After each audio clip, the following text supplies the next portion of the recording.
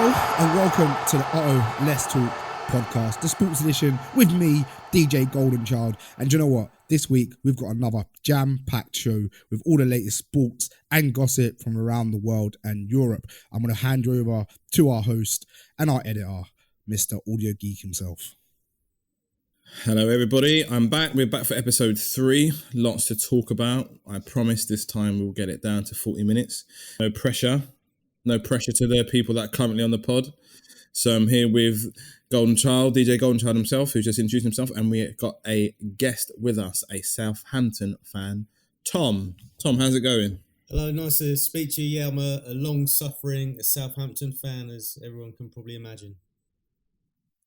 Suffering is the word for it, because unfortunately we record this pod 5 minutes after another heavy defeat for Southampton. But don't worry, we will get into that, because I'm also hoping we can talk about a heavy defeat for Liverpool against Leipzig. So I'm just watching that at the same time, praying that that also happens. But before we get to that, let's do a little roundup of the sports of last week. So we're going to start off with the combat sports. Not much to talk about. UFC, really nice fight card, 259. Lots happened, but I did promise our regular co-host, one of the regular co-hosts, Chris, that we would talk about it in depth when he's back. He can't make it today, so we're going to keep that one for another time. A quick synopsis. It was very eventful. Aljamain Sterling fought Petr Yan for the bantamweight title, which ended quite controversially in a disqualification, which meant Aljamain Sterling won the title, despite not being able to physically continue. So in UFC and mixed martial arts, if your knee or knees are on the canvas, you are classed as a downed opponent, which there are no strikes to the head or any knees. And quite controversially, Petr Yan kneed Aljamain Sterling in the face when he was a downed opponent. He didn't protect himself and he pretty much got concussion, and Petr Yan got disqualified and Sterling won the belt. Amanda Nunes proved again why she's one of the best pound for pound fighters in the world, male or female, as she made absolute light work within about a minute or two of Megan Anderson, and the size and the reach meant nothing because it was a non-contest, which led us to the main bill, which is Adesanya versus Blachowicz, and it was 5 minutes of proof that size does matter when it comes to combat sports. So, as I said, when Chris joins us on the pod again, we will go through that in detail. But for the minute, I will pass it over to DJ Goldenchild for his roundup of the boxing. Thanks, Al. And you know what? The boxing this last weekend, there wasn't actually much to talk about, not as comprehensive as the week before, but we did have Tony Yoka, the gold, I think he was Olympic gold champion. He actually beat, what's his name? The Juggernaut. His name eludes me, but you know who I'm talking about. I can't remember his name, but he beat him in the final and he won the EU title. It's not to be confused with the European title. Joe Joyce, that's who he beat in the final, was Joe Joyce. But he won the EU title, a 12th round stoppage. So good to have him back. And the big fight, female fight of the weekend, was Claressa Shields winning her unification fight at a second weight, which is light middleweight, and she becomes the first boxer, male or female, to unify 2 weight classes. So a big shout out to Claressa Shields. The problem with Claressa Shields though is she's 11 0-2. So the 2 is her knockout. She just doesn't knock people out, and unfortunately she doesn't get the recognition for that, because people really, in boxing, why the heavyweight division is so revered, is that people get knocked out. I think once she increases that, I think that she could get some fights. I know she's actually thinking about going UFC, so that might be a good move for her to see if she can do it over another combat sport. But the other boxing news. Interesting. Joseph Parker. Interesting. Joseph Parker has finally changed his trainer, and he's gone to Andy Lee, who is part of the Sugar Hill Stewart gang, the Kronk, and that will be his new trainer. So he's a former world champion from the UK, so that would be good to see how he does that. He's really close with Tyson Fury, but we all know Joseph Parker is quite close to Tyson Fury, but that's another move. And obviously the UK's light heavyweight prospect Joshua Buatsi has also jumped ship and he's gone across the pond and he is joining Virgil Hunter, who he's one of his famous fighters was Andre Ward and also trained the UK's Amir Khan. But that is all for fight week this week, Al, and I'll pass you back to you. Yeah, so not much to talk about, mainly because Chris isn't here, but yeah, there was a few eventful things that happened over that weekend. So let me round up the football from across Europe. So in Serie A, Inter Milan stretched their lead at the top of the summit by 6 points by beating Parma 2-1 on Thursday, just gone. Sanchez getting 2. And then they beat Atalanta, who sit in 5th, I believe. They beat them 1-0, and it was Skriniar who got that goal. Milan got a 2-0 win at Verona. Man United, Loni Dallo getting one of those goals. And they sit in 2nd with Juve in 3rd, Roma in 4th, Atlanta in 5th, and Napoli in 6th. In La Liga, Barcelona beat Osasuna 2-0. First goal for the young prospect Iliax Moriba. Big pounds of Ansu Fati. And what was quite strange is he scored his first Barcelona goal in the same ground, in the same end, as Ansu Fati scored his first goal for Barcelona. So very, very eerie there. He's been dubbed the new Paul Pogba, so we'll see how they get on with that. Sevilla were beaten by Elche by 2-1. The Madrid derby started off with an early Suarez goal, finished with a late Benzema goal.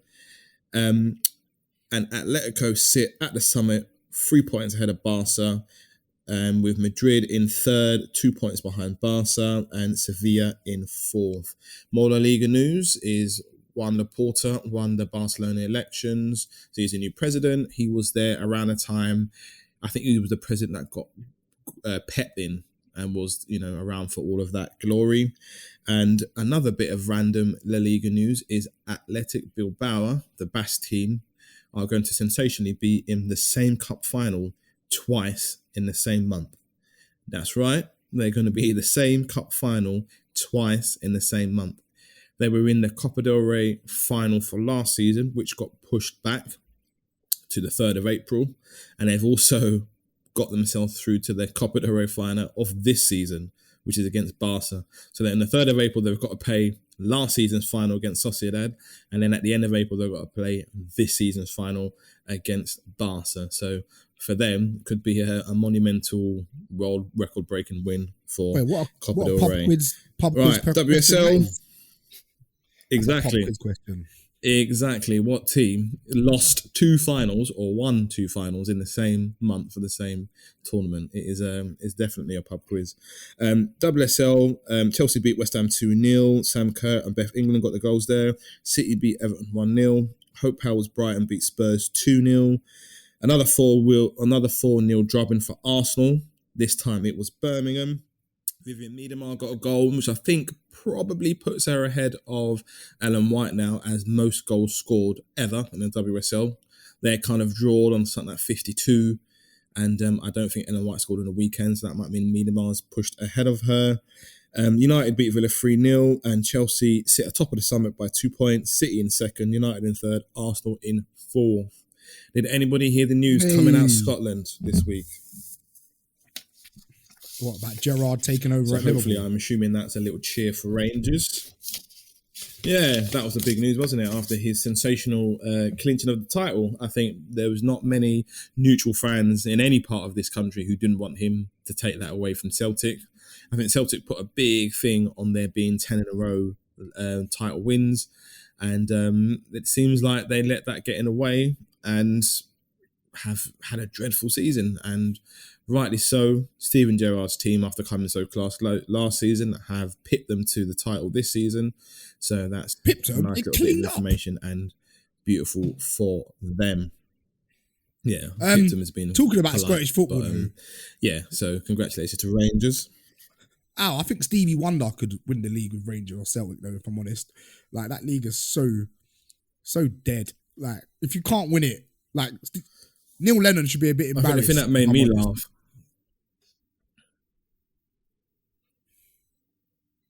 What made me laugh is I think it's the Dundee United boss, quit this week, and so I thought, let me read into this. Why did he quit? He quit because he had a bad run of results. So check this: they're sitting in fourth, and every season that he's been their manager, they have not finished below fourth in the league. So I'm thinking, right, that just sounds like a normal season to me. But apparently, it was a bad season for them because they're sitting in fourth at this point of the season. So. You know what I mean? I think anything that's not first or second in that league is done well. So I don't understand how that's poor form. But anyway, you know, that is that league for you. You know, I'm going to try not to offend any of our possible Scottish listeners by trashing their league. I'm just going to be polite and say congratulations, Stephen Gerrard, and good luck for next year, Celtic. But did anybody catch any of the Champions League yesterday?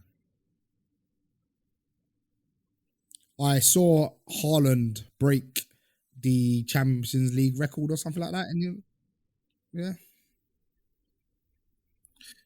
he did. He got, I think, his 20th goal in the least amount of games. Little pub quiz for you. Who was the record breaker before that? Who had the quickest games to get to 20 goals? Who was it? Raul. I'll go for Ibrahimovic. Incorrect. I'll give you one more guess, and I'm going to give you a clue.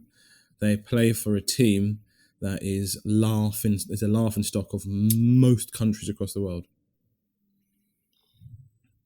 Where is it? Michael Owen. Absolute laughing stock. No, it is. He plays for Spurs. It is Harry Kane. Really? Okay. Harry Kane held the record of the quickest. Yeah, he did.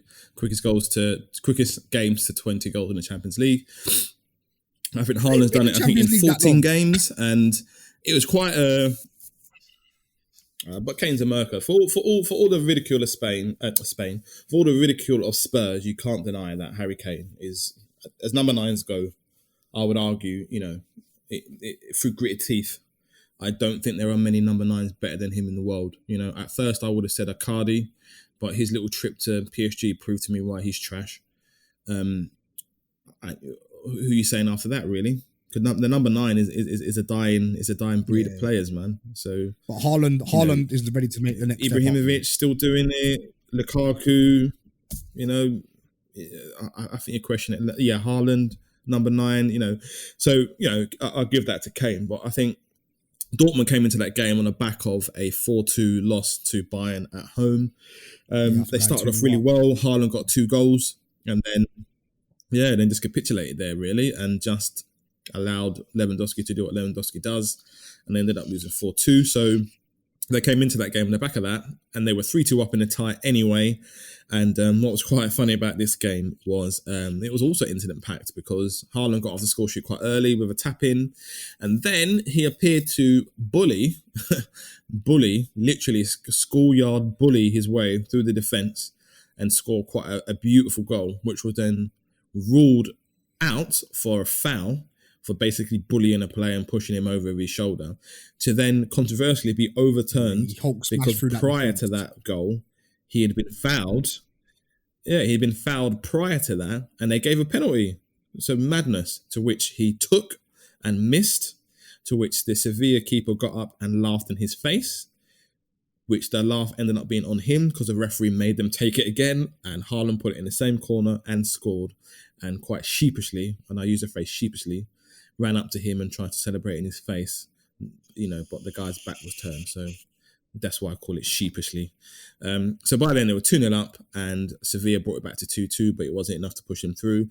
The game that I watched that really set my heart going and got me, for some reason, I don't know why, a Juventus fan for 10 minutes, was a Juve Porto game, because they had it all to do. They were 2-1 down in the tie. They needed, you know, 1 goal to go through. And, you know, there's been a lot of talk about Pirlo and how he's running that team. And to be fair, when I saw the lineup, I did question why some of the players that have played so well for them all season were sat on the bench. I think mainly Weston McKennie, the American international, you know, he's been a revelation for them all season. And he sat on the bench and they played Ramsey instead. So I question that. But either way, you know, what do I know? And it started awfully for them. They gave away a penalty. So they were 3-1 down in the tie.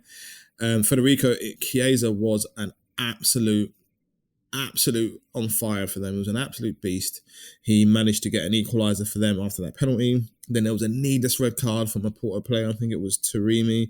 Needless red card. Second yellow for kicking the ball away. So they were just up against it from the 53rd minute. Chiesa got a second. Played absolutely out of his skin, which took them to extra time. They conceded a soft free kick. It was embarrassing. It went under the wall and dribbled in like a piece of snot. And, Szczesny didn't pour himself in any glory there, and nor did the wall, who all jumped out of the way of a P-roller that went in the bottom corner. Morata managed to get a header in the end to bring up to 3-2, but it was not enough to send Juve through. And I do fear for Pirlo's job, because sitting in third as the current reigning champions and out of the Champions League, and we all know that Ronaldo being there is the whole reason why they're in that position. That's why they bought him. I do fear for Pirlo's, or put this way, Sarri won the bloody league and he got sacked. So I don't know what you get for coming third and getting knocked out of the Champions League. So I do fear for Pirlo's job there. So that is the roundup of the European games and the combat sport. So as we sit here now, Champions League is still going on. Liverpool are drawing with Leipzig, so only about 25 minutes into it. So as we continue, we will talk more about that. Don't forget to like, share, subscribe, leave a comment. And you don't forget, if you want to become a fan and come on and rep your team, get in contact with us. I know our next guest will be a Tottenham fan, as we're going to talk about the North London derby. But yeah, back to you, Al. Oh, looks like I'll have to delete my previous comments about them being a laughing stock. I think for Spurs, as much as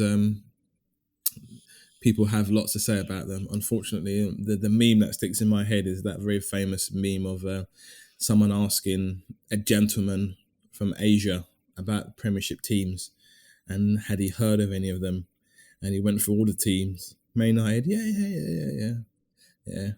And when they asked him about Spurs, he quite unceremoniously laughed and said, "What's a Spurs?" And I did find that quite funny. So unfortunately, Spurs fans across the globe, you are a source of ridicule. But I'm sure as we have an Arsenal fan on the pod, damn right. Yeah, I don't think he's got much. I can't talk too much at the moment, so I just got to sit back for you. Yeah, I don't, not at all. What is a Spurs? Real talk, real talk, because you might be changing your tone. Yeah. I can't anyway, talk too much. I'm not going to get into that. Right, okay, so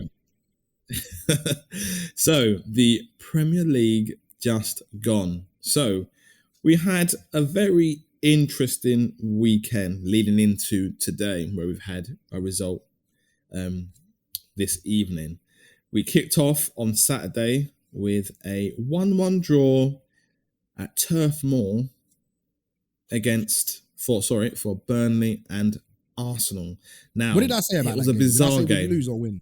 It was a bizarre. I think you might have said you'd lose it. It was a bizarre game because Arsenal came out the traps and looked absolutely well worth their win. And once again, it was self-capitulation. It was an awful. I don't know what Xhaka was doing. A terrible pass. That's what 2 Xhaka yards does. from That's goal. what Xhaka does. Hits off Chris Wood and flies in.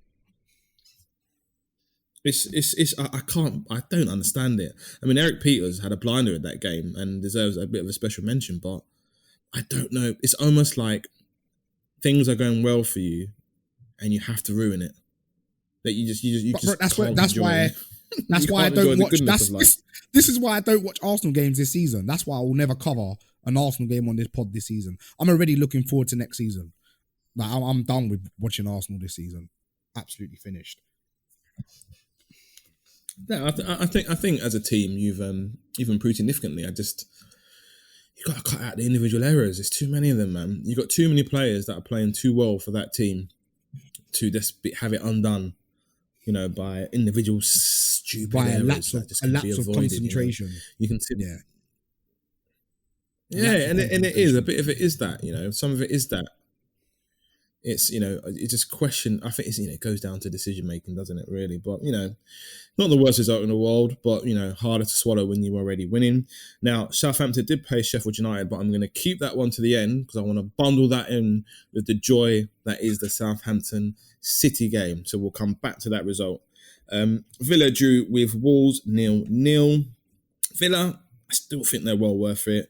You know, there's lots of talk about Emi Martinez, about him having nearly the same amount of clean sheets as Edison, and you know he should be given a little bit more praise. And I did hear on a podcast today, it was a Guardian podcast, and they made a point of saying he deserves a little bit more credit than Edison, because as the goalkeeper of Aston Villa, you're privy to more shots on goal than you are as a goalkeeper of Man City. So for him to have one clean sheet less than Edison is actually quite impressive. And as we do have an Arsenal fan on the pod, what are your thoughts on whether you made the right choice sticking with Leno and No, I still think getting rid of Martinez? I still think we made the right choice, because we didn't know if he was going to be as good at Villa anyway. We got good money for him, and he wanted to play first team football. He'd been at Arsenal for a long time, so no, I think it's good for his career progression, and I don't regret us getting rid of him. Leno's still a decent keeper, but good luck to him. He's just not in my fantasy football team. I might have to change my goalkeeper. I think you got rid of him. I think you got rid of him because you had paid for Leno. Yeah, we paid a lot for and Leno that's as the well. reason why. It would look silly to have paid for a keeper. Yeah, to pay for a keeper and then sell him to keep a player that you've had at your club for how many years? About 10 years? Yeah, he's been there for about 10 years. And had never broke through. So I think that's why you sold him. But, you know, as you say, good luck to him. You know, he deserves it. He's working really hard. Leicester, who have got a massive depleted squad, had a few players come back in. Kelechi Iheanacho starting to pop up and show a bit of form now, putting a lot of those chances away. They won 2-1 away at Brighton. At least Brighton got a goal, which is the first. You know, after the many goals they've not scored. So decent result for Leicester. West Brom and Newcastle was a non-event. I'm not even going to cover that. That was 0-0. Tom, did you watch any of the games of last week?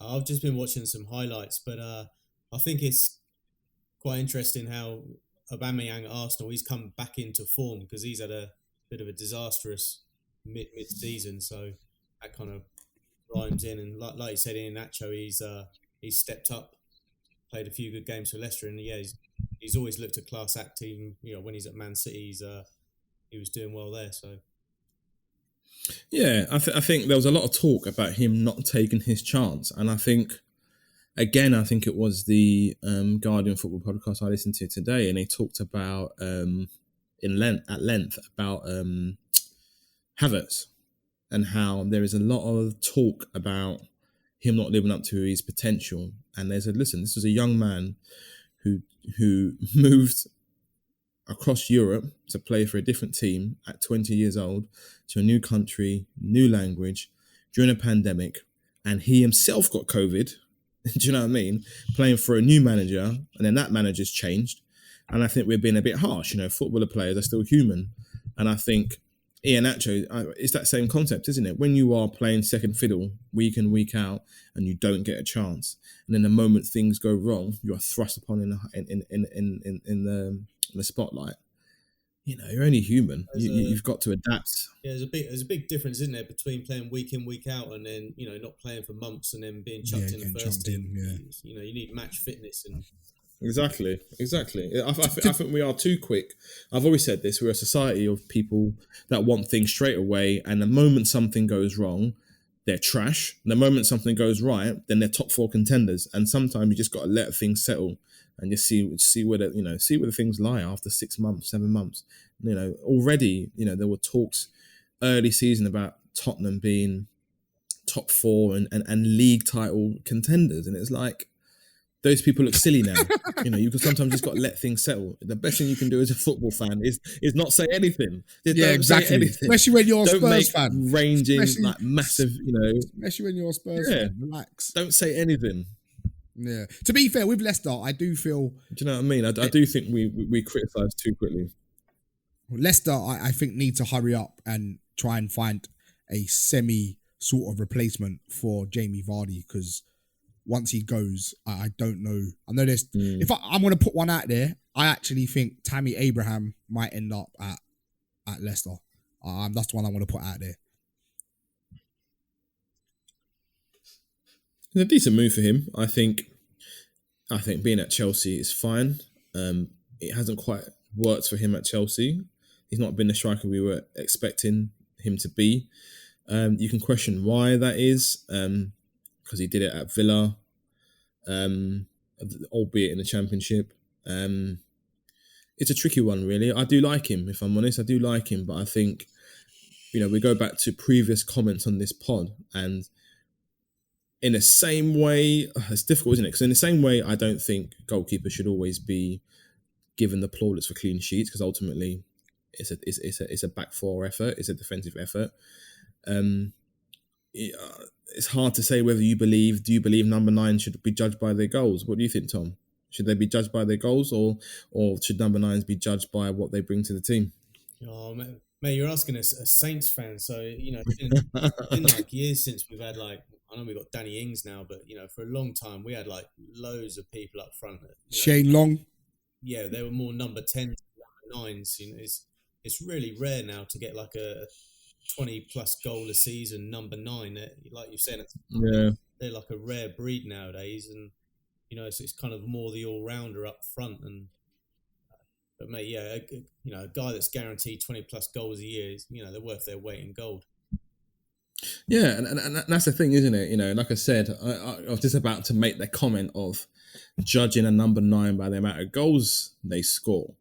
But we had this argument 2 pods ago about Firmino and Martial, and I was quite clear on that I felt, yes, as a number 9, you have to be judged by the goals you score, and not have this narrative that's been set for Firmino is that he does so much more for the team. But then that's the argument with the goalkeeper, isn't it? Should a goalkeeper take all the plaudits for a clean sheet? And the reality is the ball comes to a goalkeeper only once it's got through that back four. So it's a unit effort to keep a clean sheet. But like you said, number 9s are quite hard to come by. Maybe the fact that there isn't that many number 9s that do get 20+ goals a year. What team wouldn't have Harry Kane in as a starter if they had one? Exactly. Kind of more, yeah. So more you don't. Those players aren't around, so you just don't have them. I don't know many teams that wouldn't take him. The guy, I think he slowed down a lot. I ain't going to lie. I think the Harry Kane that I used to see was sharp and a killer on the end of that box. And I think Mourinho has wore him to the ground, because all I'm seeing is that they're praising him for this new deep role he plays. I don't want Harry Kane playing deep. I'm sorry. I want him in the box, because that's where he's most effective. I don't want him spraying passes. I don't want him getting assists. I'm sorry, that might work for Tottenham, because the team is, again, I'm going to be careful about what I say, because there's some Tottenham fans coming on in the next pod. But I just feel like Mourinho's moulded him to what he wants rather than playing him at his strengths, because ultimately our England team is based on pace.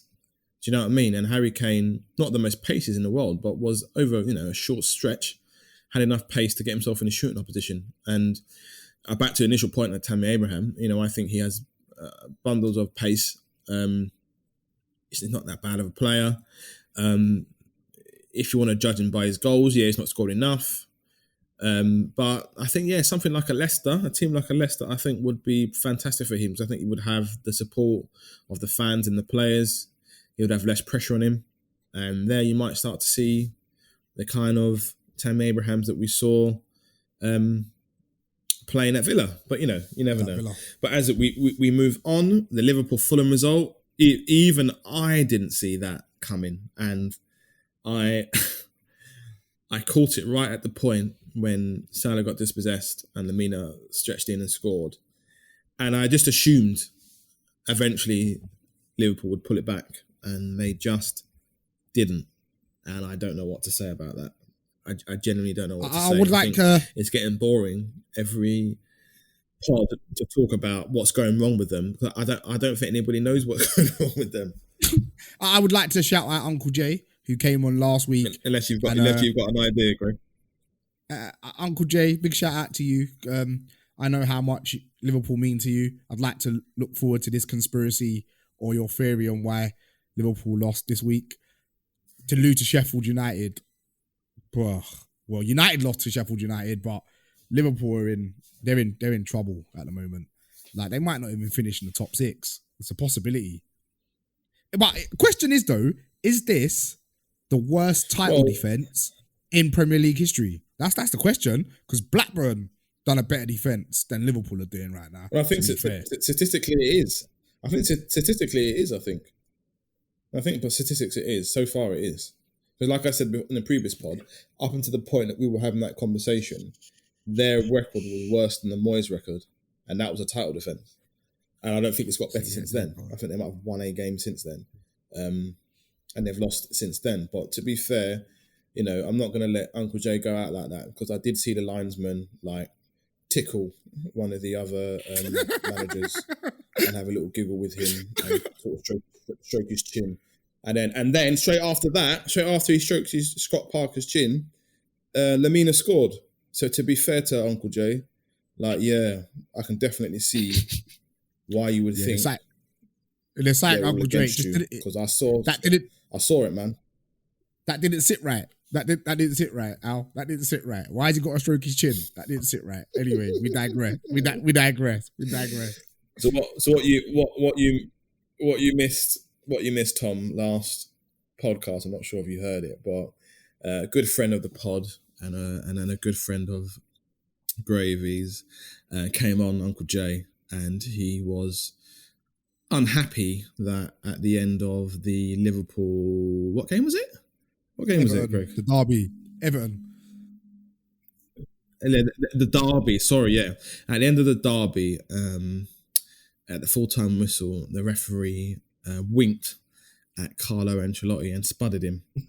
And this became the source of a conspiracy theory. We're yet to find what the basis of that conspiracy theory was, but Uncle Jay was not happy and thought it was inappropriate that the referee would wink at Carlo Ancelotti and spud him. Because quite clearly, as you well know, if you listen to any Liverpool fans, there was a general conspiracy on Liverpool, mainly with VAR and with all other decisions, which is why they sit in, 6th or 7th? So, Tom, if you do ever come across this theory, please enlighten us to the conspiracy theory to why Liverpool are being treated so badly by the officials. Mate, I think you don't have to go far to find a Liverpool fan that thinks everyone's against them, do you? So keep your eye out for any more fishy business. I'm currently watching Liverpool at Leipzig, and I've got my eye firmly on all the officials, just in case I see any cheeky winking or stroking going on. Anyway, in full ref watch. I think we call it ref watch. We'll look out for ref watch for Liverpool. We got all of that.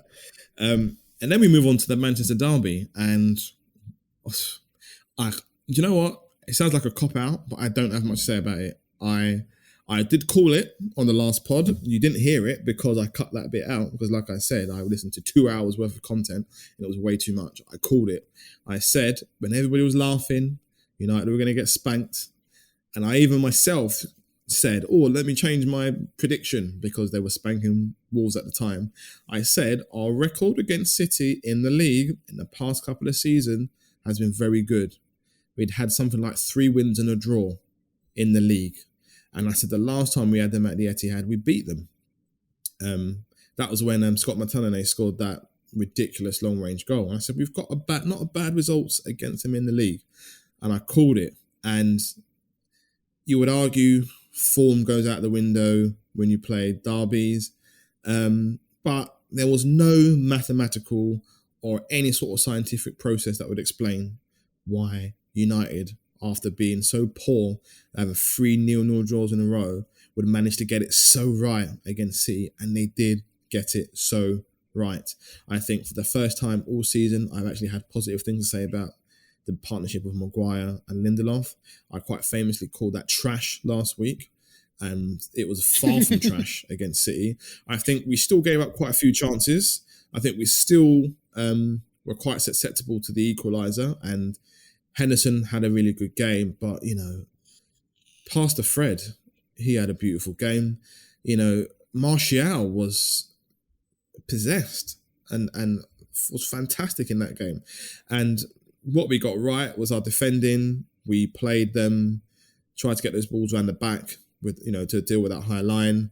And Luke Shaw, for me, left back of the season, popped up. And when your luck's in, It wasn't even a good strike. It was a trash strike. It wasn't even a good strike, and it rolled in. And when your luck's in, your luck's in. But Did you hopefully call we him can build from Pastor that. Fred, But by the way? Did you call yeah, him I'm pleased, Pastor man. Fred? Pastor Fred, yeah, that's his nickname. That's his name. Thou shall not pass. Pastor Fred, yeah. He gives out a sermon each week, bro. Thou shall not pass. You get me? Thou shall not To be- pass. And get To through be this fair, defense. So good old it Pastor shows Fred, you. man. It shows you how much I do not know about football, because I said that Man City will go the rest of the season undefeated, and I was way off the mark. But yeah, well done, United. No, yeah, and I think they did well, really. I think we move on from that. Not much more to say, because no doubt we'll lose our next game, so I'm not even going to get into that. Tottenham spanked Palace 4-1. 2 goals for Bale, 2 goals for Kane. So that opens up the debate about, Bale finally hitting some form. Chelsea beat Everton on Monday. An own goal from Ben Godfrey and another penalty from Jorginho. And that was a very good result for them. It was a fantastic result. The surprise result for me, and for some people not so much, was West Ham Leeds. I thought that was a contender for a 3-3. And actually, West Ham were well worth their win. Jesse Lingard getting the rebound from his penalty and Craig Dawson scoring a bullet header.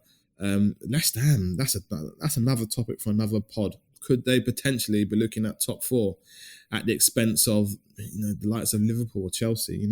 That's a good one. But we've come to the main part of the pod, the part where I finally get to shut up and pass the mic over, and that is all the way over to Tom to discuss 2 results for us. One of them was the Sheffield United Southampton result, where Ward-Prowse got a penalty and Che Adams scored an absolute rocket. Like, it was, for me, up there in terms of volleys. If that was Ibrahimovic, we'd be kissing his bum about how great that was. It was a fantastic volley. And then Che Adams did manage to get on the score sheet today, but unfortunately it was 1 of 7 goals, and his team only got 2 and Man City got 5. So before I pass it over to Tom to explain those results to us, and basically for him to talk us through being a Saints fan, I just got to ask, what are your experiences being a Saints fan? Because I actually do know a Saints fan, funny enough. My missus, her best pal, her husband, they live in Romsey, right outside Southampton, and often when we go down to see the kids, we chat lots about Southampton. He's a fiercely proud fan, as I imagine you are. What's going on? You've got 2-0 Sheffield United, 5-2 City. You're sitting, where are you sitting in the league? Something about 17th. Tom, the mic was all yours. I think those 2 results pretty much sum Southampton up. We go away to Sheffield United, and admittedly that they're not doing the best this year compared with last year, and they're in the bottom 3, but they can still pull a result out of the bag. It's not an easy game. You go there, you get a 2-0 win, then you turn around, and obviously we're up against it against Man City, and to be honest, I'm glad we only let 5 in, and it wasn't more. But mate, it's just been a roller coaster season, and I think it's November when we were sitting top of the Premier League for 24 hours, and you're never going to stay there, but you're kind of hoping that maybe you can stay in the up top 6 or even the top half. But since November, it's been pretty much downhill all the way. I mean, we had a good result against Liverpool. We won 1-0 at home, but after that, I think what did we go, like 7 or 8 games, or maybe even more without a win. It's 10. It was 10. It's a real 10. struggle, but 10 games. Thanks, Greg. Yeah. But I mean, when you're a Saints fan, it's similar to being a lot of other like mid-table teams. It's for me, it's been a lifelong kind of history of hopes and and disappointments. But I mean, for most of my life, just staying up in the Premier League or League or Division 1, that was like winning the cup or winning the league for us. I mean, Matt Letizia kept us in the Premier League for about five years just on his own with his goals. You talk about a 20 goal a season striker. He's a midfielder. He got 20 goals like every year for about 5 years and kept us up. So yeah, I mean it's Premier League great. It's just a real struggle, and it has kind of been a disappointing year, and it did start off so well. So when I look at United, I look at the fact that I think we've got a very inexperienced manager who isn't tactically savvy. He has got the backing of the players, which is positive. He is not. It is more ruthless than he's been given credit for, but it's very clear to see that above him is a mess. Those two centre backs are a mess. And we're just a team that have a high wage bill and too many players that aren't good enough to play for our team. So, a couple of changes here, there, at the back, a couple of more attacking players in there so that we're, on the likes of City. And I think we've made a difference there. You look at Arsenal, you realise it's about settling in with Arteta, believing in the vision, accepting that you're not where you are now and where you want to be will take time. Some of their players are not good enough. It's sad state of affairs when your youth team are better than your actual players that you have in your team. You've got people like Smith Rowe and Saka who you would put way before you put in Pepe, who's your record signing. So you can see where their frailties lie there. Chelsea is a bit hard to judge. They've not lost a game yet. We want to see what happens when they're under a little bit under the cosh. Liverpool have just run out of steam. City are piling through. I think most teams you can put your finger on where it's going well and where it's going wrong. So, for you as a Saints fan that watches it week in, week out, where is it going right? What have you done well this season, and where is it going wrong? We've got we brought in a lot of players, and the problem is they're not quite up to Premier League standard. I mean, maybe they can get there next year or the year after, but we brought people in that just aren't ready to go. They come on, maybe do a half or get brought on as substitutes, but they're not up to a full 90 minutes in the Premier League week after week. And as soon as we get a first teamer out, we're looking at getting an under 23 or kind of a youth player in. I mean, Nathan Teller's had a few games for us now. We got it from Arsenal a couple of years ago. And he's looking good, but it's a bit like they say with Iheanacho. You can't chuck Nathan Teller in and expect him to start banging the goals. It's been a lot of chopping and changing, and maybe our first 11 is good, but as soon as you start digging down a little bit more, it's just not there. So are you in Ralph we trust, or? I mean, yeah. I mean, that's the bizarre thing. I think if he wasn't such a good, charismatic, he's obviously got class. He's a good manager, and even after the couple of 9-0s, the fans are still behind him because you kind of think it's not him. It's you got to look at the players. You got to look at the people above. I mean, he's come out and said we need to spend money. We need to reinforce. We need to get some better players in. It's not him, and I think we've had some class managers over the last few years. Pochettino, whatever you say about him. I know he went to Spurs, but the football we played when he was there was amazing. The football we played when Koeman was there, it was amazing. I mean, the best. And you've got one of the best academies in the country. Well, I think Saints are everyone's second favourite team because you're either going to spank us 9-0 or you're going to buy one of our players. The amount of players we talked about tonight, Luke Shaw. Yeah, Luke Shaw. We're talking about Lamine. Gareth Bale. Yeah, Gareth Bale. Lamine is on loan at Fulham from us. We got it from Juventus, and he didn't. Saints weren't good enough for him, so he's gone to Fulham on loan. But yeah, Virgil. Yeah, Van Dijk. Yeah, Virgil. You can just go through it, and yeah, you can. we're talking about Aston Villa's. They're playing really well at the moment. We sold them a guy called Matt Targett. I think 13. Oh yes, of course, yeah. Talking about him getting in the England side. Yeah, they're talking about him at left back, aren't they? They're talking about they were saying who contends with Chilwell, and they were saying Shaw and Targett. Yeah, so yeah. I mean, you look around the Premier League, and I think the problem just a lot of players that have come through the Southampton. I think also the thing with Southampton, like you spoke And about, the it's managers. been that Look way where for years as well. look where both their managers are now. But I think reinvestment of the players you've sold has been quite poor. I think you guys putting that money back in the team is just, you've had a couple of poor purchases, and I think that's starting to show. Like you said, your squad's not the best, but I think it's just reinvesting that money back into some decent players has been a problem. And without Danny Ings and your coach, God knows where you guys would be. It's a travesty. Like, how have you not? How have you spent that? How have you spent that Van Dijk money? Yeah, That weren't peanuts, man. I mean, we nearly went out of business. I think it's like 10 years ago now, and we're in administration. We went down to the Championship, down to League One.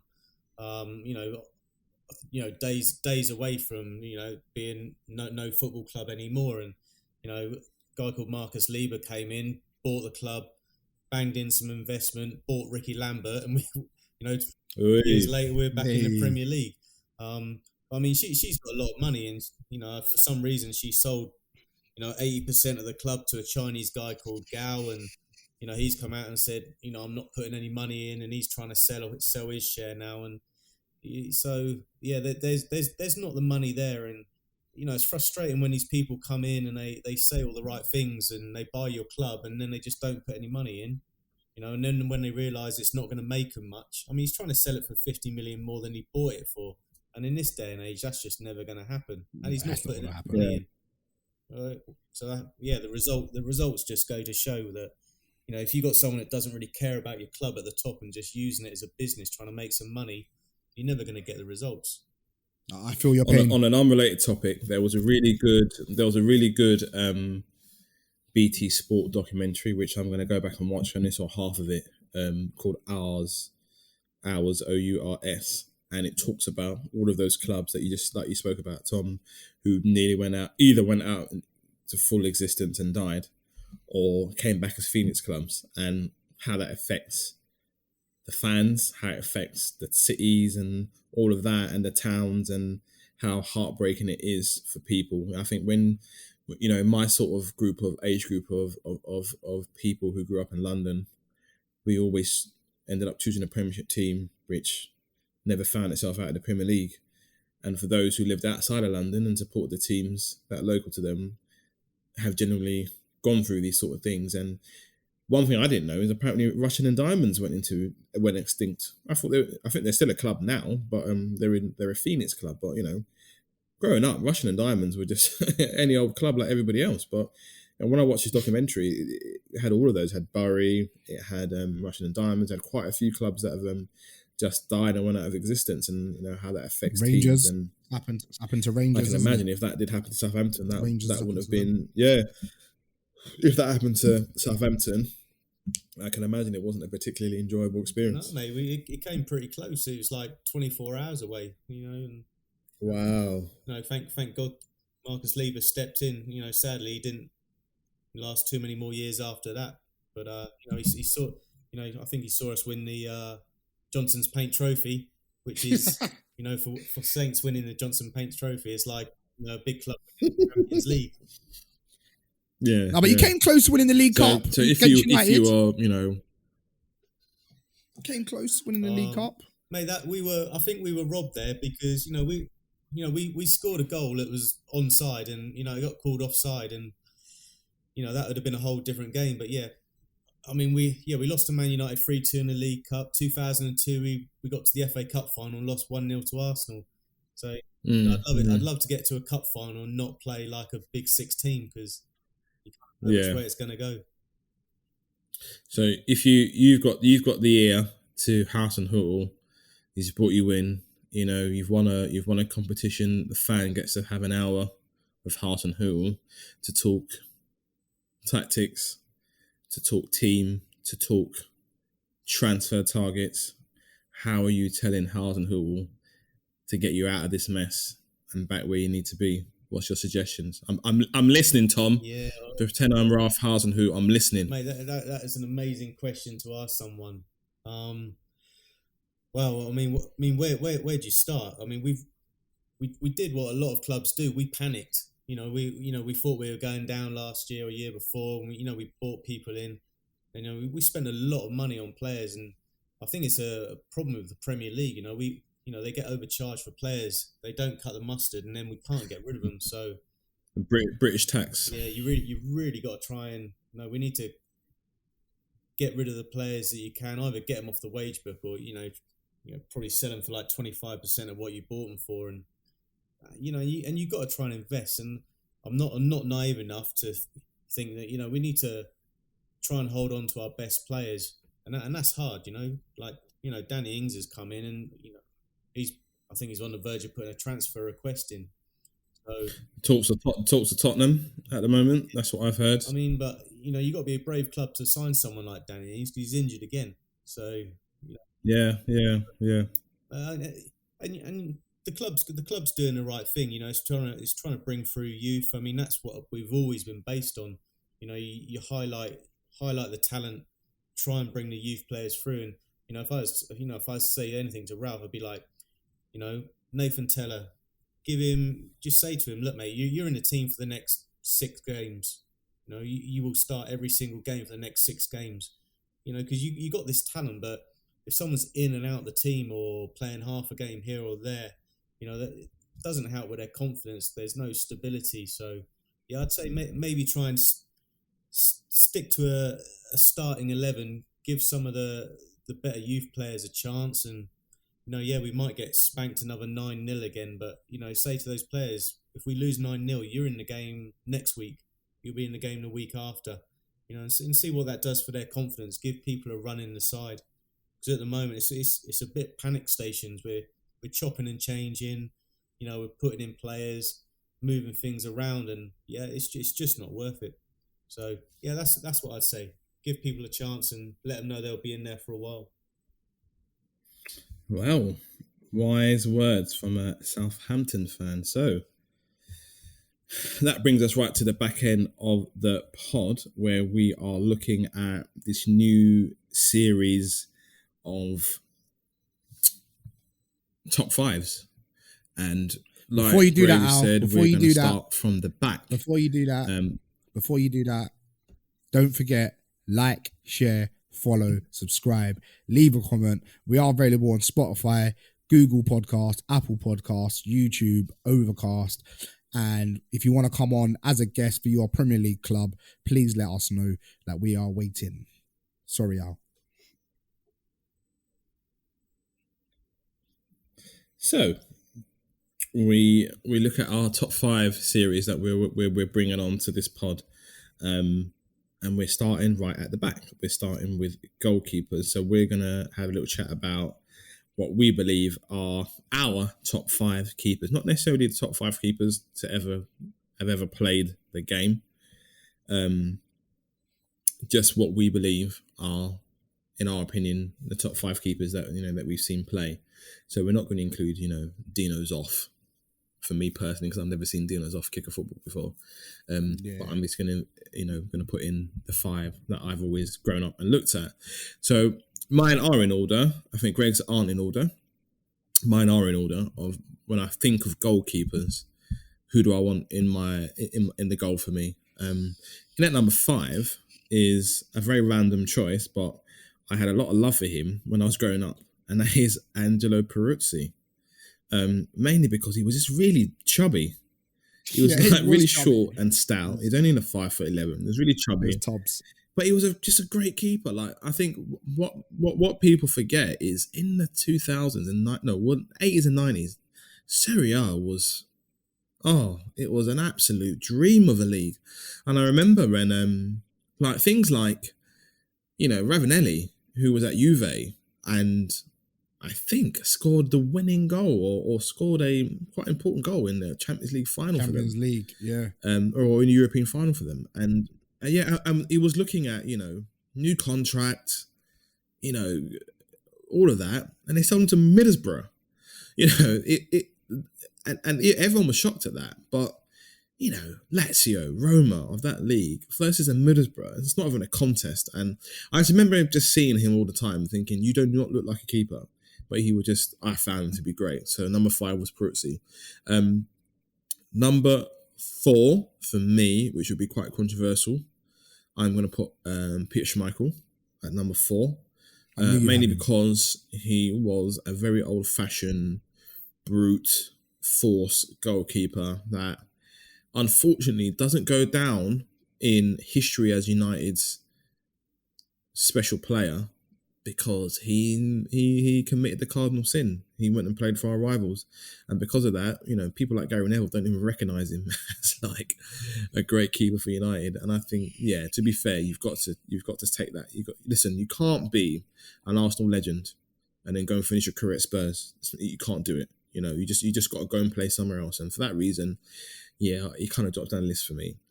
Number 3 was my personal favourite keeper for my team, and that was Van der Sar. He came in very, very late for us, and from Fulham. All you can think of is, God, why so late? I mean, he had a great career at Juve, came to finish it over at Fulham, and was an absolute like wonder for us. He was fantastic. He was there for our second Champions League win. We've kept quite a good contact with him because he's over there, sporting director at Ajax. And we've kept a lot of contact with him. He was quite pivotal in the Van der Beek move. For me, hands down, the best keeper United ever had. Definitely. I think that short period of time he had, which I think equated to about 6 years, which isn't really a lot of time compared to what other keepers have had. He was phenomenal for us, and he was my favourite keeper for my team. Moving into second, which is probably the one that is most people's first, that is Buffon. I do remember the days of him walking around in his pants on the field, after winning the Scudetto. I remember the days of him just being Buffon. And to think, as a child watching football, up until the age of now, in my nearly late 30s into 40s, he's still playing. For that reason, you can not only put him on, you have to put him in the top 5 for that.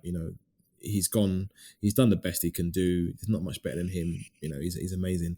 Number 1, and I said to Gravy to this before we started the pod, would be a surprise for most people.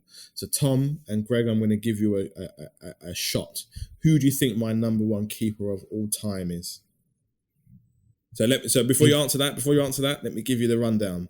At 5, Peruzzi. At 4, Schmeichel. At 3, Van der Sar. At 2, Buffon. Who's number 1? It's gonna be like Toldo or something. That's a hard question, is it? How about David De Gea? Oh, it's gone for De Gea. What are you going for, Gravy? Toldo. Is it Toldo, the Italian guy? He played for Fiorentina, didn't he? Oh, do you know what? Toldo was my number 6 because like you said, there was a period in time where Italian goalkeepers were like gold dust, and Toldo for Inter was one of them. There's a tall, lanky keeper, and him, Pagliuca, all of them keepers were worth their weight in gold. It is not. My number 1 keeper of all time is Oliver Kahn. He is my number 1 keeper of all time, because I just think, for me, so he just doesn't look anything like a keeper. He's just big and this brute, and I think he's 6'2". He's not the biggest keeper in the world, not the most athletic keeper in the world, but my goodness, when you think about German players, Effenberg, Schweinsteiger, Matthias Sammer, you think of the players of the past growing up, and I just remember him being in goal for Bayern Munich, and just remember him thinking, whenever I played Chat Manager, I'd always try and buy Kahn, because I just knew you wouldn't get much more solid than a German keeper like him. And I do believe, in my personal opinion, he's the greatest goalkeeper of all time. And that's me out with a nice little, I'll even tap my mic for that, a nice little mic drop. So whoever wants to take up the mantle of the top 5 keepers next, it's all yours. Tom, go on. Tom, So being a squeeze in newcomer there, to the show, I'll let's see what. squeeze in there. Yeah, go on. Go ahead. We'll save the best till last. I'll quickly run through mine then, and mine are a bit more kind of English focused and more bit Southampton focused as well. So In fifth place, I'm going to put Tim Flowers. He played for Saints in Bloody hell. Old Timothy. Yeah. Okay. in Yeah. Tim, like, quality. mid 80s, quality. early 90s before he went off to Blackburn Rovers, and I think he might have won the Premier League with Won the Blackburn. Premier League. Yeah, I think he won the league with him. Yeah. I think I watched him growing up, and he was class. And I also liked it because Matt Letizia used to put the ball past him quite regularly when we used to play Blackburn Rovers. So moving down, number 4, I'll go for Peter Schmeichel. I mean, the guy was just a mountain of a man. He's pretty unconventional goalkeeper, but yes, some of the saves he makes, he was pretty unbelievable. Number 3, I'm going to go for another ex-Saints player called Kelvin Davis. He's played for us when we're in the Premier League. He stayed with us all the way down to League One. He could have left, didn't get paid for a few weeks, and came all the way back up to the Premier League with us. And then, Where is he now? Is he still with you? Yeah, I mean, I think he's a goalkeeping coach at the club. And like, if Ralph's not well and there's no one else around, he's had a few first team manager jobs as well. He's still at the club, and so these players, whatever position they're in, the ones that stay with the club, through thick and thin, they're unbelievable, and he's worth a place on my list. Moving down, so that's number 2. I'm going to go for Neville Southall.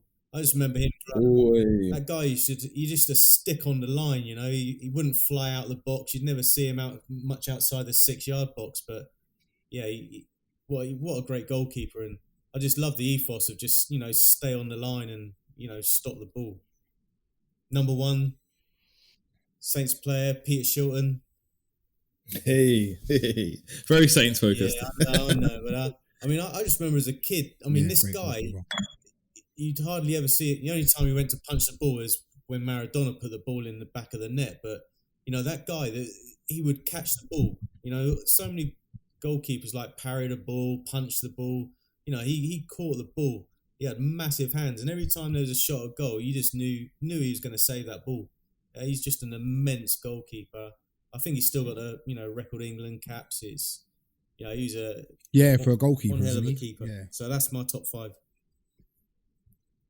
What I find quite interesting about that is, obviously, me and Gravy grew up together, so our footballing opinions, are very similar, because that's one of the things that we bonded on. And I think, I asked Tom, how old are you? 45. Right, so we're only 5 or 6 years younger than you, and in our time as football fans growing up, it was all about Europe. Now, we loved the Premier League, don't get me wrong, because obviously Gravy being an Arsenal fan, me being a United fan, our other very close friend Sylvain, he was an Arsenal fan. Our other close friend Johnny, he's a Liverpool fan, and we've got Oakes, who was at the time a Leeds fan. We were all very big into the Premiership, but we just loved watching Europe. We were big Track Manager fans. Excuse me. We were big, football game simulation fans, and we just loved Europe. In my development, we loved Europe. English clubs weren't in Europe. I remember, I think, high school.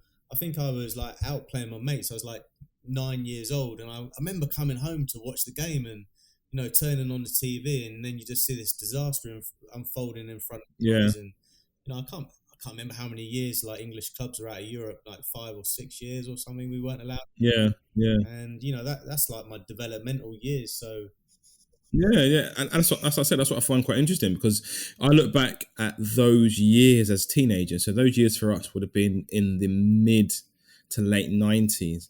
And it was all about Europe. It was all about Dortmund, Bayern, Inter, Roma, Barca. Like, they're the teams we looked up to. When we first got our football shirts, other than our teams, which we got for birthday presents, it was all European shirts. Very famously, Gravy had a Parma shirt. I very famously had 2 Fiorentina shirts. That's what we looked up to. My favourite player of all time is Gabriel Batistuta. This is from a boy from East London. So how does a boy from East London have a favourite player as Gabriel Batistuta? That's because at that time, Serie A, Channel 4, all of those things. We're talking about Carlos Puyol. We're talking about, Iker Casillas. We're talking about Raul. Like these were the people, Zidane, Ronaldo, Fat Ronaldo. These were the people we looked up to. And on the weekend, we'd watch the Premiership. But we would look for those Wednesday nights, Champions League on ITV. We'd look for those Thursday nights for Europe. We would all look for those games. So it's funny how, of all of my top 5 keepers, none of them are British at all. None of them are British. And I would say all of yours are British? Apart from Schmeichel. Apart from Schmeichel, yeah. So 4 out of 5 are British. I find that fascinating, which is why I enjoy doing these conversations, because it's great to hear what just other football fans think. So Gravy, I wonder if you're gonna poo-poo everything I've just said and come out with 5 British keepers, or are you're gonna do what I think you're gonna do and have no one British keeper in there, and the rest all be foreign. So let's hear. Actually, Al, I'm actually going to surprise you. But I just want to say, before I say mine, please don't forget, if you agree or disagree, this is an open conversation. It's only our top 5 from our opinion. Put yours in the comments. Let us know what your top 5 goalkeepers are. The top 5 series. We're going to do right up to strikers, and then we'll do a top 5 team at the last one of the season. So starting off with mine, I've actually put them in order now. So at number 5, surprisingly, I didn't know if Tom would have this in there. Mine is actually, because of my brother, who's a Blackburn fan, is Tim Flowers at number 5. I just remember seeing Tim Flowers play all the time. My brother being a Blackburn Rovers fan. Yeah, I had that. Tim Flowers. He's on my list. He's on the list, number 5. At number 4, I had Casillas. Like Al said, watching European football. Like, I just remember him guiding the Real Madrid team so young and just staying there for nearly a decade as their number 1. Number 3 is Oliver Kahn. And sorry to cut you there. I'm sorry to cut you. I was so devastated. Oh, you had Oliver Kahn. Sorry to cut you there. I was devastated that he went to Porto, because for me, he deserved to just be one of those players and just played for Real Madrid his whole career. Yeah, just retired at Real Madrid and go down as a legend. And I can't think he had a heart attack as well, didn't he? And then when he went to Porto, he had like a heart condition, didn't he? Yeah. And I think that kind of ruined it for me. I wanted him to go down as a Madrid legend. Anyway, I digress. Carry on. And I'm actually shocked to hear that you said Oliver Kahn. But anyway, go. Oliver Kahn was my number 3. I just remember him always making himself really big in goal when jumping off his line. So I remember that. Number 2, no surprise, Buffon.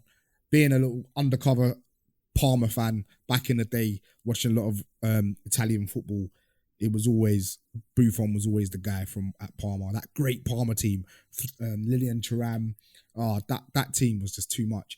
And number 1, no surprise, being an Arsenal fan, it's going to be David Seaman. I just remember that goal he saved. Alex Manninger. The goal he saved from Pesky Solido. I think it was either against Sheffield United or Stoke.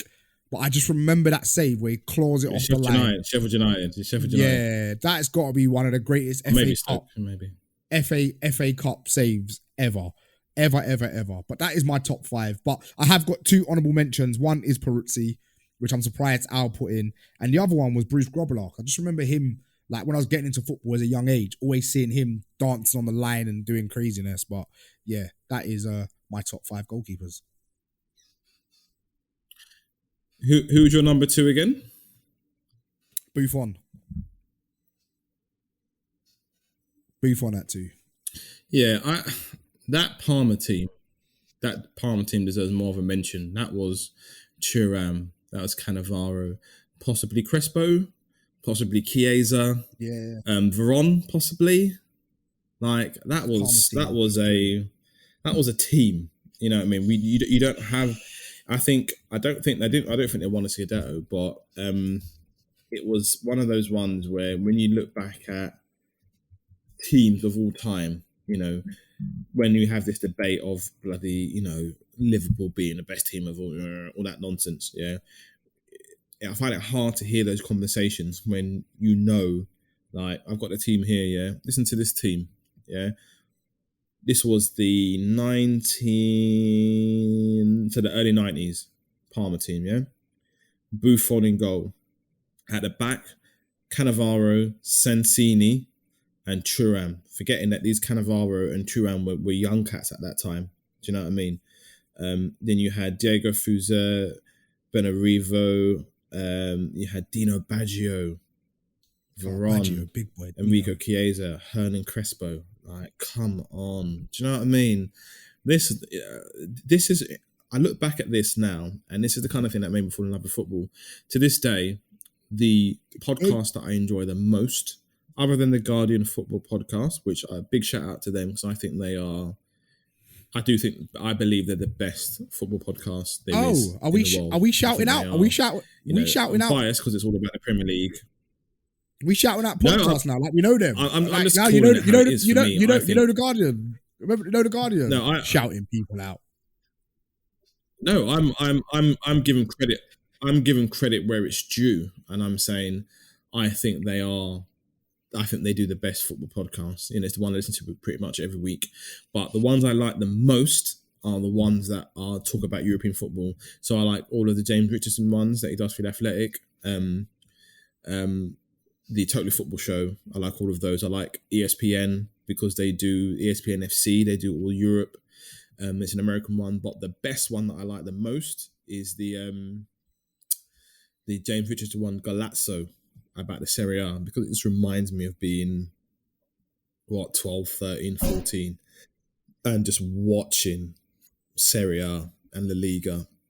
They were the twilight year, they were the best years of football in my life. You know, I remember Claudio Lopez, Pablo Aimar, Javier Saviola. The names just go like, and I find that fascinating. So for Tom, you know, if you talk about the players that impacted your life, you know, I would assume from what you're saying they'd be those British-born players or players that played in British leagues. But for us, what made us love football, what made us go and play football in the park, and all of those things was, you know, being like Ronaldo, being like Pablo Aimar, being like Riquelme, you know, being like all those kind of players, being like, you know, you go back as far as the Roger Millers and the Lilian Thurams and the Thierry Henrys and the Patrick Vieiras. They were the players that we aspired to be. We didn't aspire to be British players. So I find that quite fascinating that, you know, we were only 5 or 6 years in gap between us, and you didn't quite get that European wave. It didn't feature as much for you. I didn't get the European wave, and it's like your formative years, isn't it? You know, I grew up like before the Premier League came in, before the money came in, before like European football was like really on the telly. You know, you kind of like when you're young, that's what kind of gets ingrained in you, and that's what you love. And yeah, you can't really change that. Yeah, it's fun, isn't it? Like, you know, Patrick Kluivert, you know, all these names. We could be here all day, and that they were the teams, they were the players that we really enjoyed watching. But no, I think it's been an eye opener. I think it's been fascinating. I feel like I know a little bit more about Southampton now. Like I said, I've got my missus, her best friend. They live in Romsey. And her husband is a Saints fan, and we talk about Saints all the time whenever I'm down there. You know, he loves his team. I feel like I know a little bit more. Surprisingly, I thought you'd be a bit more optimistic about your team, because I look at your team from the outside and I think you have a very decent squad, and there's just a reason why it's not clicking. Yeah. But, you know, the way you describe yourself is a long-suffering Saints fan. We need some stability and someone to come in that loves the club and doesn't just treat us as a business. Well, interesting. So, well, I think our promise of staying below 45 minutes hasn't really materialised, but I think it's been quite an informative pod, and I will praise Gravy, even though he was waiting in line to throw this shouting out comment back at me because I had to go in for shouting out people on the podcast. I will give him his props for coming up with the idea of getting different fans on every week, because after the enjoyment we had last week of having a Liverpool fan and his conspiracy theories, and having the insight on Liverpool from a fan's perspective, which was really, really good. it's good to hear from the other spectrum of a team that, you know, have probably got similar form to Liverpool, but, you know, have had it tough, really. You know, Nations. I mean, some people call us like Liverpool's second team, don't they? Or yeah. You have had your academy is something to behold. You know, Walcott's come through there, Bell's come through there, Shaw's come through there. You know, there's a lot. Mane played for you at one point. You know, it is. You know, Lallana. You know, it is a fantastic academy and a fantastic team that you have, and maybe you're right. It's more about making people feel valued and getting people, which is why, and I don't want to eat my words. But which is why I'm quite glad we've got Bruno Fernandes, because he is a player that quite genuinely feels privileged to be where he is. You know, this guy, and the thing people don't know about Bruno Fernandes and where he came from, you know, this guy came from a very young age, went to Sampdoria, and basically demanded a first team position because he knew he was good enough to play for Samp. You know, he's come through quite a lot, and he's moved around, and he ended up back at Sporting. And by the time he'd got to Sporting, you know, people were questioning how good he really, really was. And he proved at Sporting how good he was. He was a fantastic player. And then when he heard that United were interested in him, you know, whether you like that kind of player or not, he made it very clear that's where he wanted to be. And at 24, 25, he was at Udinese first, and he went to Samp, and, you know, didn't quite work out for him in those clubs. But by the time he got to Sporting and United were interested, he made it very clear that that's where he wanted to be. And when you hear him talk about United, when you hear him talk in general, you see him on the pitch, he's grateful to be where he is. And I don't want to eat my words, but he doesn't strike me as a player that will hear Madrid calling and throw his toys out the pram. He feels genuinely privileged to be there, and the difference of a player of quality that feels privileged to be at your club is invaluable. I saw someone say Bruno Fernandes is tired, and I'm like, look, you know, you watch him play, because I mean, tired as in like he's played a lot of games. Man, he pulls it out of the bag like every week. Yeah, he loves the club. He loves the club, man. He feels privileged to be there. What's the saddest thing for me as a United fan is that he's not playing in front of fans. Do you know what I mean? If he was there in front of fans, it would be something else altogether. Do you know what I mean? He would get everything. He would get everything he wants. You know, all the plaudit. So anyway. So yeah, Tom, I've got to say thanks very much for being part of this. I've learned a lot about Southampton. Gravy, I'm not sure I've learned a lot about Arsenal in this conversation. You didn't have much to say about Arsenal. I'm quite an Arsenal fan this season. I told you. You had more to say about the goalkeepers. Backseat Arsenal fan this season. So yeah, so it's been decent. It's been good, man. So yeah, so. As Gravy said, like, subscribe. Please leave some comments. Let us know what you liked, what you didn't like. More importantly, you know, we've got this whole concept of top 5 and all that kind of stuff. So when you listen to this podcast, in the comments, please leave your top 5 so that when we have our next podcast next week, which you move on to defenders, we can read out some of your top 5s and see how they match with ours. So I'm going to say thank you very much, Tom, for being part of the podcast. Thank you. And thank you very much, Gravy, for being part of the podcast. No worries.